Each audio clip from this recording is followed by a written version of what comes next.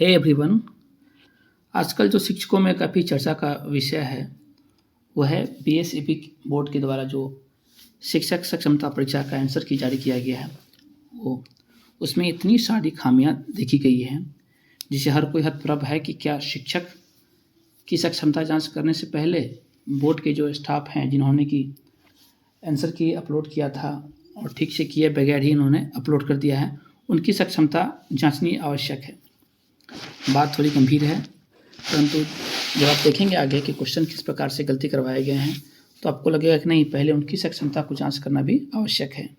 हम मानते हैं कि थोड़ी बहुत मिस्टेक हो जाती है, लेकिन इतनी बड़ी मात्रा में मिस्टेक होना ये वाकई में बहुत बड़ी नाकामी जो कहते हैं उसको दर्शाता है।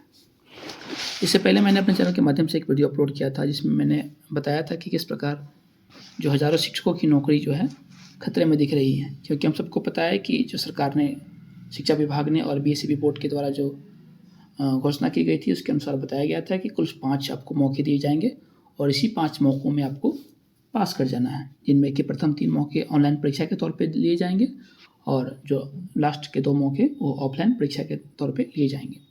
परंतु जिस प्रकार से जो आंसर की जारी किए गए हैं और जो रिजल्ट दिए गए हैं उनसे हर शिक्षक एक तरह से नाराज है कि क्या यही बिहार बोर्ड का स्तर है। इसमें हम देखेंगे कि, और इसमें मैंने वीडियो के माध्यम से मैं बताया था और यूट्यूब पर अपने सर्वे भी किया था जिसमें बताया था कि काफ़ी संख्या लगभग 75% लोगों का मानना था कि उनके 3 एवं 3 से अधिक क्वेश्चन गलत करवाए हैं बीएसईबी बोर्ड के द्वारा। तो इसके अनुसार देखा जाए तो यदि 3 क्वेश्चन, एक क्वेश्चन से भी कम मार्जिन से लोगों का सिलेक्शन होता है और रिजेक्शन होता है, तो 3 नंबर तो बहुत बड़ा नंबर है। इसके तहत काफ़ी लोग जो है बाहर आ सकते हैं या अंदर जा सकते हैं। और देखते हैं किस प्रकार से जो 200 से अधिक क्वेश्चन को गलत करवाया गया है और प्रश्नों पे काफ़ी लोगों ने आपत्ति भी की है और कुछ लोगों को तो ऐसा हुआ है कि 20-20 नंबर उनके बढ़ने वाले हैं। एक ने तो कमेंट करके बताया था कि उनके 50 के आसपास में क्वेश्चन गलती करवाए गए हैं। तो पहले देखते हैं कमेंट जो लोगों ने किए हैं, जो व्यूअर ने कमेंट किए हैं उनको। एक बता रहे हैं कि बिल्कुल सही बात है, मैंने 10 क्वेश्चन पर आपत्ति डाला है जिसमें से गलत बताए गए हैं, अर्थात इनके 10 क्वेश्चन बताए जा रहे हैं कि यहाँ बीएसईबी बोर्ड के द्वारा गलत करवाए गए हैं। एक यूजर लिखते हैं कि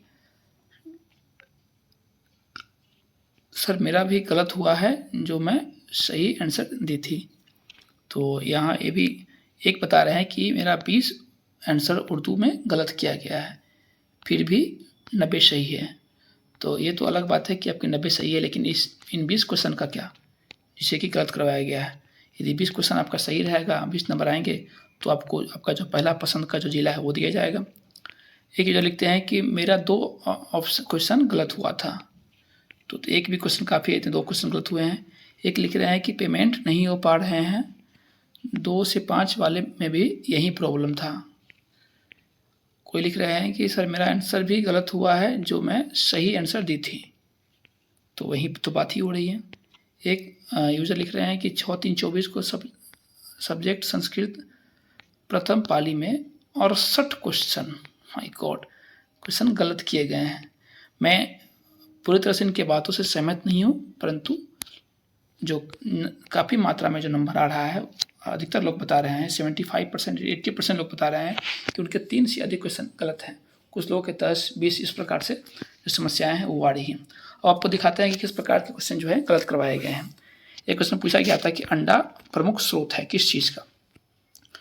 तो अंडा के विषय में हम सबको पता है कि प्रोटीन का काफ़ी ये मात्रा वाला वस्तु है अंडा। तो यहाँ कैंडिडेट ने जो आंसर दिए थे उन्होंने तो प्रोटीन सही दिया था, परंतु जो बीएसईबी बोर्ड के द्वारा जो बताया गया है वो विटामिन बताया गया है। तो इस प्रकार से हम देख सकते हैं कि किस प्रकार की जो गलतियां हैं वो की गई हैं।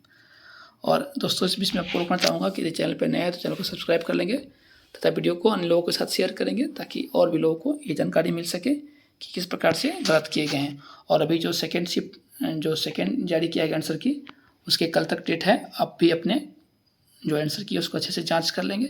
जहाँ भी कोई जो भी समस्या हो तो आप उस क्वेश्चन को हमारे व्हाट्सअप नंबर 7667719050 पे कमेंट कर सकते हैं, यानी मैसेज कर सकते हैं, जिसे हम अच्छी तरह से चेक करके बता पाएँ कि आपका क्वेश्चन सही है या गलत है, उस पर चैलेंज किया जाए या नहीं किया जाए। और आप अपने से देख पा रहे हैं तो और अच्छी बात है। अगर जहाँ कुछ सस्पिशन हो तो आप गूगल के माध्यम से भी हेल्प ले सकते हैं और अपने क्वेश्चन को जांच कर सकते हैं। और अब तक चैनल को सब्सक्राइब नहीं किया है तो प्लीज़ सब्सक्राइब कर देंगे। आगे देखते हैं कुछ और रोचक क्वेश्चन। एक क्वेश्चन पूछा गया था कि निम्नलिखित में से कौन सी वस्तु को चुंबक द्वारा नहीं उठाया जा सकता है, और यहाँ 4 ऑप्शन दिए गए थे, हेयर पिन, पेपर क्लिप, लोहे की कील और एल्युमिनियम फॉयल। और यहाँ तो एक और बड़ा चीज़ क्या है कि क्वेश्चन हिंदी में पूछ रहा है कि कौन सी वस्तु को चुंबक द्वारा नहीं उठाया जा सकता है, जबकि अंग्रेजी में है कि which of the following can be converted into a magnet, अर्थात इनमें से कौन है जिसे कि चुंबक के रूप में हम कन्वर्ट कर सकते हैं, अर्थात चुंबक के रूप में उसको हम बना सकते हैं। तो अंग्रेजी के अनुसार जो देखा जाए, पूछा गया था किस चीज़ को हम कन्वर्ट कर सकते हैं चुंबक के रूप में, तो उसका होता है जो आयरन होता है उसको हम कन्वर्ट कर सकते हैं, जो लोहे की कील होती है उसे भी हम कन्वर्ट कर सकते हैं, अर्थात लोहे का कोई भी वस्तु को हम कन्वर्ट कर सकते हैं चुंबक के रूप में, परंतु जो लकड़ी है उसे नहीं कर सकते हैं, एल्युमिनियम फॉयल को नहीं कर सकते हैं। परंतु जो हिंदी क्वेश्चन के अनुसार देखा जाए तो जो इंग्लिश के क्वेश्चन उसके अनुसार ऑप्शन नंबर 2 और 4 सी हो जाएगा। सॉरी 2 और इंग्लिश के क्वेश्चन के अनुसार आयरन पिन और जो लोहे की कीलें हैं वो सही हो सकती है, परंतु हिंदी का ऑप्शन जब क्वेश्चन देखेंगे हिंदी में है कि इनमें से कौन चुंबक द्वारा नहीं उठाया जा सकता है, तो यहाँ पे लकड़ी नहीं उठाई जा सकती है, न ही एल्युमिनियम फॉयल को उठाया जा सकता है। तो इसके अनुसार ये दोनों ऑप्शन है, अर्थात ये क्वेश्चन आंसर सारा गलत है।